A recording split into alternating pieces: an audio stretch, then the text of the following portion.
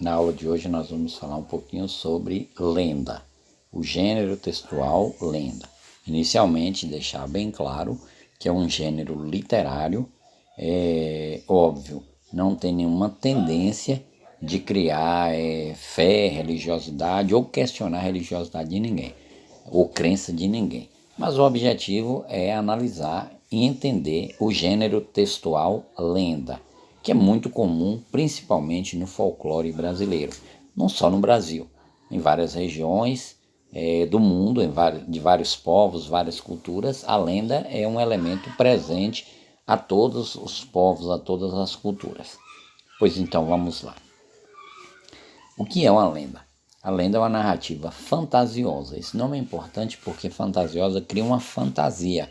Então, geralmente, são seres imaginários, seres combinam fatos reais, acontecimentos reais, e históricos com acontecimentos irreais e imaginários.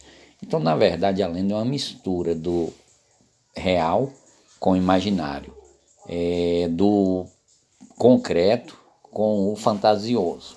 E é uma questão muito importante que a gente observa na lenda também, é que ela é fruto de uma tradição oral, ou seja, ela vai sendo transmitida oralmente e vai se incorporando na cultura de um povo, de uma região, enfim. É muito importante nós entendermos que a palavra lenda vem do latim lendário, que significa que deve ser lido. Então, inicialmente era um conjunto de histórias que narrava a vida de santos, mártires, enfim, a vida dos religiosos. Com o tempo, ela foi ganhando uma visão popular e sendo distorcida do seu sentido comum, quer dizer, original.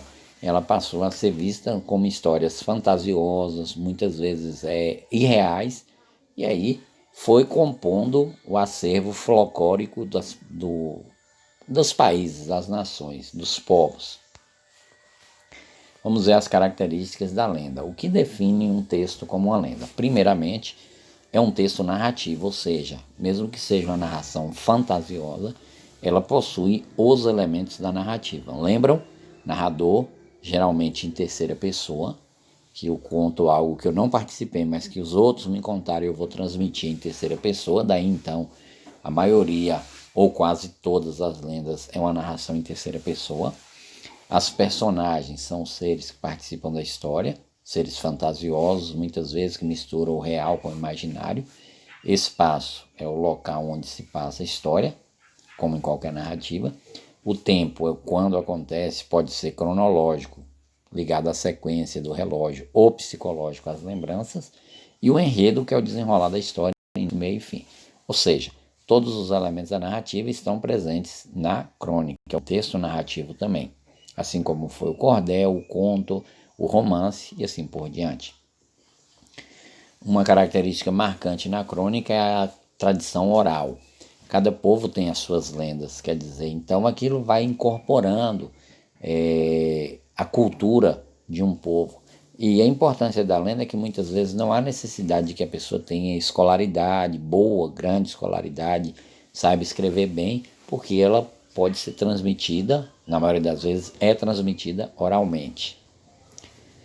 As lendas sofrem alterações ao longo do tempo. E tem essa imagem aqui, o telefone sem fio, é uma brincadeira que começa com a palavra mamão e termina com sabão.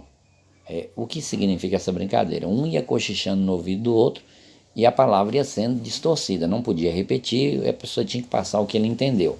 Então a lenda ela vai sofrendo alterações, né? Cada um que vai contando, vai acrescentando, vai tirando alguma coisa, ela vai sofrendo alterações ao longo do tempo. Possui elementos fantasiosos, seja como a gente vê na imagem aqui, o Saci Pererê, o Boitatá, a Mula Sem Cabeça, a Yara, a Sereia, enfim. São seres fantasiosos que só existem na fantasia. Por isso que fala da mistura do real com o imaginário. Mas na maioria das vezes predomina muito o fantasioso, o imaginário. Pessoal, é literatura, não significa que são histórias reais. Não devemos ler uma lenda como uma história real, mas como um gênero textual, um gênero literário que trabalha com essa fantasia. Regionalismo é interessante. A lenda ela pode variar de região para região. No Brasil, por exemplo, nós temos a lenda da caipora, que ela é diferente em cada região. No Nordeste ela tem uma visão, um olhar, tem um nome.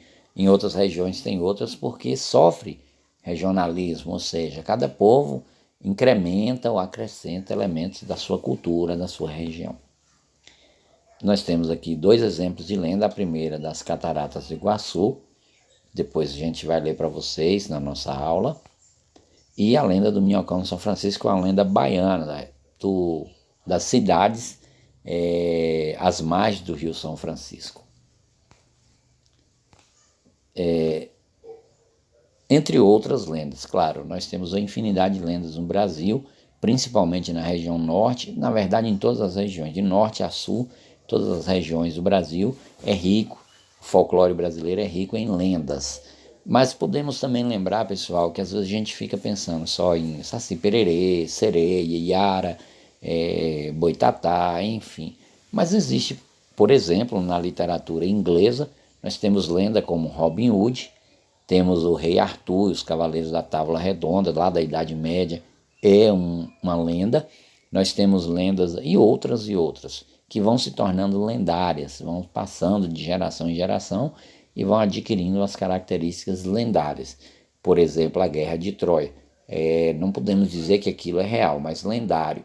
Mas tem elementos, mistura elementos da fantasia com elementos da realidade. Aqui você sabe responder, vamos lá. O tipo textual predominante na lenda é: qual o tipo textual predominante? Dissertativo, narrativo ou descritivo? Predomina a narração, porque a lenda é um texto narrativo.